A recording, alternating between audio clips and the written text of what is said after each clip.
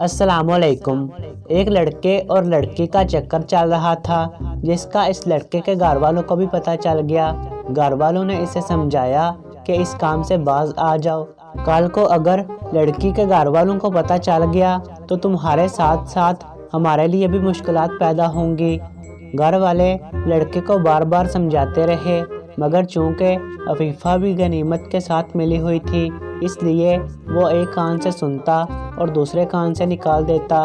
इश्क का भूत सवार था।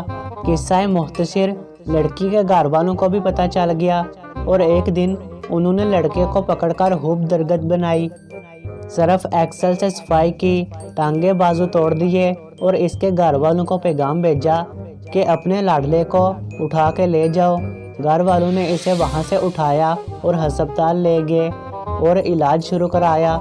कई दिन टकोरे होने के बाद जब बरहूदार कुछ सुनने बोलने के काबिल हुआ तो बड़ी बहन ने इसे कहा कि कितना अरसा हो गया है, हम तुझे समझा रहे थे कि बाज आ जा, बुरे काम का नतीजा बुरा होता है, मगर तुम हमारे समझाने के बावजूद बाज नहीं आए।